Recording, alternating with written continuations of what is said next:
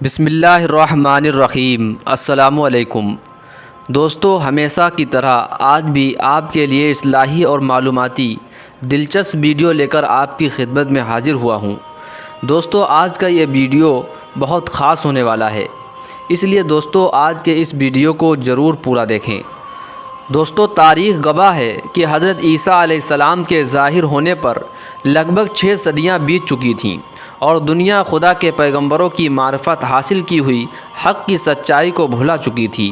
تمام انسانی دنیا خدا پرستی کے بجائے بت پرستی میں پڑی ہوئی تھی اور ہر ملک میں انسان سے لے کر پیڑ پودوں تک کی پرستش فخر کرنے کی چیز بنی ہوئی تھی۔ کوئی انسان کو خدا کہہ رہا تھا تو کوئی خدا کا بیٹا، تو دوسرا خود اپنی آتما کو ہی خدا سمجھ رہا تھا۔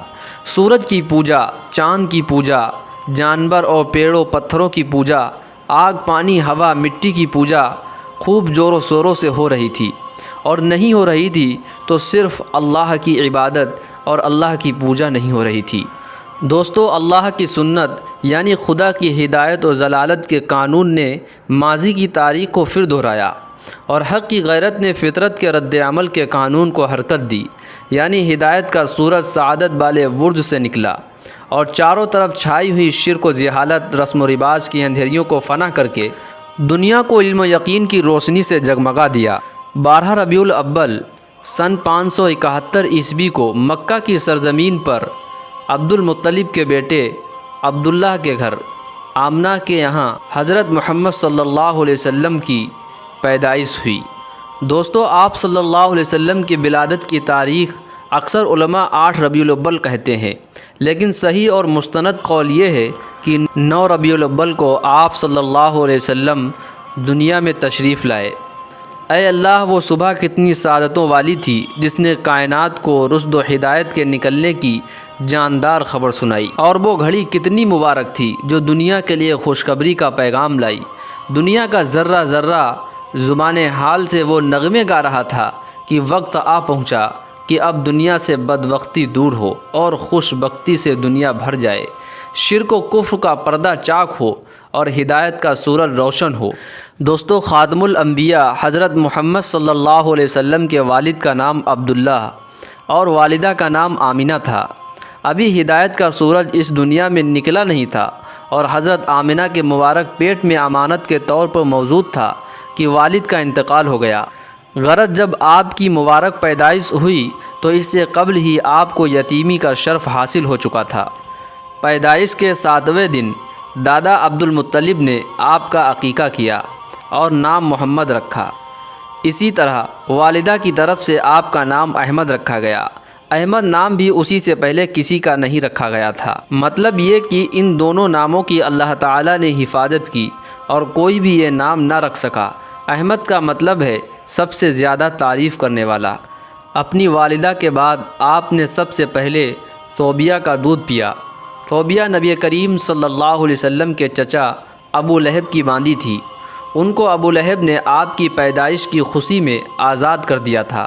صوبیہ نے آپ کو چند دن تک دودھ پلایا، پھر دودھ پلانے کی باری حضرت حلیمہ سعدیہ رضی اللہ عنہا کی آئی۔ دوستو، اس زمانے میں عرب کا دستور یہ تھا کہ جب ان کے ہاں کوئی بچہ پیدا ہوتا وہ دیہات سے آنے والی دائیوں کے حوالے کر دیتے تھے تاکہ دیہات میں بچے کی نشو و نما بہتر ہو اور وہ خالص عربی زبان سیکھ سکے۔ دائیوں کا قافلہ مکہ میں داخل ہوا۔ انہوں نے ان گھروں کی تلاش شروع کی جن میں بچے پیدا ہوئے تھے۔ اسی طرح بہت سی دائیاں جناب عبد المطلب کے گھر بھی آئیں۔ نبی کریم صلی اللہ علیہ وسلم کو دیکھا، لیکن جب انہوں نے معلوم ہوا کہ یہ بچہ تو یتیم پیدا ہوا ہے تو اس خیال سے چھوڑ کر آگے بڑھ گئیں کہ یتیم بچے کے گھرانے سے انہیں کیا ملے گا۔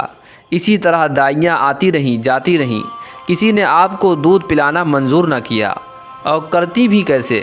یہ سعادت تو حضرت حلیمہ رضی اللہ عنہا کے حصے میں آنا تھی۔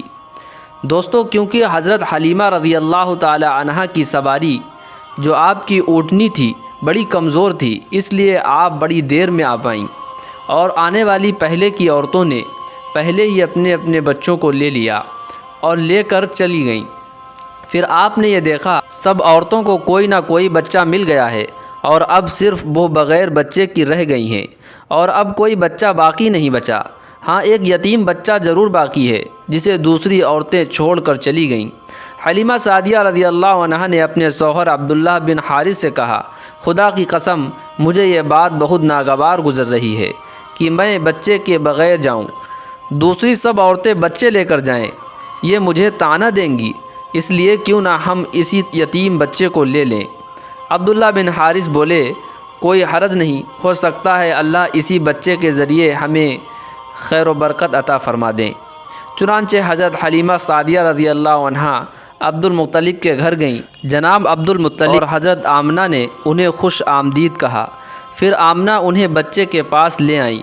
آپ اس وقت ایک اونی چادر میں لیٹے ہوئے تھے، وہ چادر سفید رنگ کی تھی، آپ کے نیچے ایک سبز رنگ کا ریشمی کپڑا تھا، آپ سیدھے لیٹے ہوئے تھے، آپ کے سانس کی آواز کے ساتھ مشک سی خوشبو نکل کر پھیل رہی تھی۔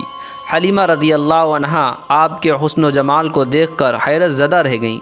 آپ اس وقت سوئے ہوئے تھے، انہوں نے جگانا مناسب نہ سمجھا، لیکن جو ہی انہوں نے پیار سے اپنا ہاتھ آپ کے سینے پر رکھا، آپ مسکرا دیے اور آنکھیں کھول کر ان کی طرف دیکھنے لگے۔ حضرت حلیمہ رضی اللہ عنہا فرماتی ہیں، میں نے دیکھا آپ کی آنکھوں سے ایک نور نکلا جو آسمانوں تک پہنچ گیا۔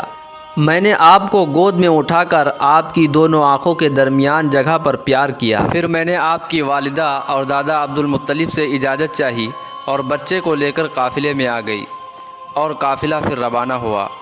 حضرت حلیمہ رضی اللہ عنہا نے اپنے گھر پر 2 سال تک مسلسل خوب اچھے سے پرورش کی۔ 2 سال کے بعد حلیمہ آپ صلی اللہ علیہ وسلم کو مکہ لائیں اور آپ کی والدہ ماجدہ کے سپرد کیا، لیکن چونکہ اس زمانے میں وبا پھیلی ہوئی تھی، آپ کی والدہ نے فرمایا کہ واپس لے جاؤ۔ پھر اس کے بعد دوبارہ گھر میں لائیں۔ آپ صلی اللہ علیہ وسلم کی عمر جب 6 برس کی ہوئی تو آپ کی والدہ آپ کو لے کر مدینہ گئیں۔ چونکہ حضرت محمد صلی اللہ علیہ وسلم کے دادا کا ننیحال خاندان نزار میں تھا، وہیں ٹھہریں۔ اس سفر میں ایمن بھی ساتھ تھیں، جو حضرت صلی اللہ علیہ وسلم کی دایا تھیں۔ 1 مہینہ تک مدینہ میں مقیم رہیں۔ واپس آتے وقت جب مقام ابوا پہنچیں تو آپ صلی اللہ علیہ وسلم کی ماں آمنہ کا انتقال ہو گیا اور وہیں پر ان کو دفن کر دیا گیا۔ ایمن آپ صلی اللہ علیہ وسلم کو لے کر مکہ آئیں۔ دوستو، یہ تھا آپ صلی اللہ علیہ وسلم کی ولادت سے لے کر آپ کے بچپن تک کا سفر۔ دوستو، ویڈیو اچھا لگا ہے تو لائک اور شیئر ضرور کر دیں۔ اسی طرح کے اسلامک ویڈیوز کے لیے ہمارے چینل پیغام ٹی وی کو ضرور سبسکرائب کر لیں۔